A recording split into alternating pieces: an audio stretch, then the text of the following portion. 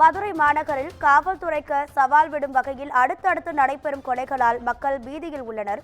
நேற்று மதுரையில் நடந்த கொலை சம்பவத்திலும் அதன் தொடர்ந்து நள்ளிரவு ராஜீவ்காந்தி நகர் பகுதியைச் சேர்ந்த அபினேஷ் என்பவர் வெட்டி படுகொலை செய்யப்பட்டதை தொடர்ந்து அடுத்தடுத்து கொலைகள் நடந்ததால் மதுரை மக்கள் பீதியில் உள்ளனர். இது தொடர்பான முக்கிய செய்தியை பார்த்துக் கொண்டிருக்கிறோம். காவல்துறைக்கு சவால் விடும் வகையில் அடுத்தடுத்த கொலை சம்பவங்கள் நடந்திருப்பது மதுரை மக்களிடையே அச்சத்தையும் பீதியையும் ஏற்படுத்தியிருக்கிறது. இது தொடர்பான கூடுதல் தகவல்களை தருவதற்காக நமது செய்தியாளர் அருண் இணைப்பில் இருக்கிறார். அருண் வணக்கம். இந்த அடுத்தடுத்த கொலை சம்பவங்கள்னால மதுரை மக்களே அச்சத்தில் இருக்காங்க. இது தொடர்பான காவல்துறையினுடைய விளக்கம் என்ன? உங்க முழு விவரங்களை சொல்லுங்க. ராதிகா, மதுரையில் நேற்று ஒரே தினம் அதாவது 2 கொலைகள் நடந்திருக்கிறது. நேற்று மதியம் ஒரு கொலையும் அதே போல நள்ளிரவு ஒரு கொலை என 2 கொலைகள் அடுத்தடுத்து நடந்திருக்கிறது. நள்ளிரவு நடந்த கொலையானது ஒரு இளைஞரை முகம் சிதைத்து சரமாரியாக வெட்டி படுகொலை செய்துவிட்டு அந்த கொலை செய்வதற்கு பயன்படுத்தப்பட்ட அந்த அறிவாலை சம்பவ இடத்திலே வீசி சென்ற சம்பவம் ஒரு பரபரப்பை ஏற்படுத்தி இருக்கிறது. மதுரை மாநகர் உலகநேரி பகுதி ராஜீவ்காந்தி நகர் பகுதியைச் சேர்ந்த அபினேஷ், இவருக்கு 27 வயது ஆகிறது.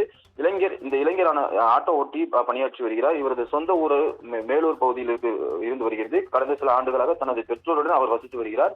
இந்த நிலையில் நேற்று இரவு ஆட்டோ ஓட்டி விட்டு வீட்டிற்கு வந்து அபினேஷ் வீட்டின் முன்பாக நின்று கொண்டிருந்த போது அப்போது மது போதையில் வந்த சிலர் திடீரென அபினேஷுடன் வாக்குவாதத்தில் ஈடுபட்டனர். இந்த வாக்குவாதம் என்பது மோதலாக முடிந்தது. மேலும் அபினேஷின் தலையில் அருகில் இருந்த ஓட்டை எடுத்து அந்த கும்பல் முதலில் தாக்கியது. அதனைத் தொடர்ந்து அபினேஷ் வலியால் சத்தமிட்ட நிலையில் அலறல் சத்தம் கேட்டு அருகில் இருந்தவர் ஓடி வந்து பார்த்தபோது அவர் சரிந்து கீழே விழுந்தார். இருப்பினும் அபினேஷை அந்த கும்பல் தாங்கள் வைத்திருந்த அறிவாளால் முகத்தில் வெட்டியதோடு இந்த கொலை நாங்கள் தான் செய்தோம் என்று எல்லோருக்கும் தெரிய வேண்டும் என்பதற்காக எங்களை நினைச்சாலே எல்லோருக்கும் பயம் வரணும் என கூறியபடி அந்த இளைஞர் அபினேஷை சரமாரியாக முகத்தில் வெட்டியிருக்கிறார்கள். மேலும் காவல்துறைக்கு சவால் விடுக்கும் வகையில் அந்த அறிவாலை அந்த இடத்திலேயே விட்டுவிட்டு அந்த கும்பலானது தப்பி ஓடி இருக்கிறது. மேலும் இதனை அடுத்து அந்த இரத்த வெள்ளத்தில் கிடந்த அபினேஷை அக்கம் பக்கத்தினர் அவசர காவல் கட்டுப்பாட்டு அறைக்கு தகவல் தெரிவித்து சம்பவ இடத்திற்கு மாட்டுத்தாவணி போலீசார் விரைந்து வந்து உடலை கைப்பற்றி பிரேத பரிசோதனைக்காக மதுரை அரசு ராஜாஜி மருத்துவமனைக்கு அனுப்பி வைத்து தொடர்ந்து விசாரணை நடத்தி வருகிறார்கள்.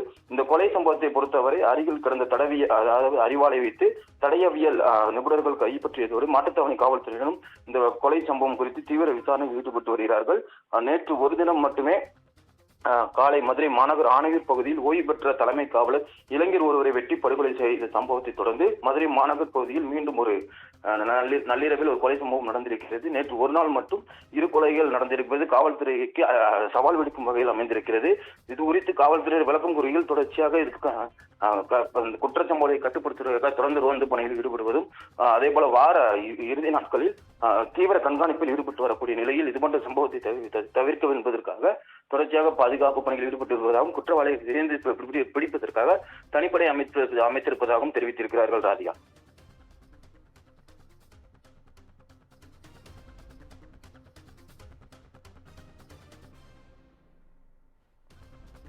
தகவல்களுக்கு நன்றி அருண்.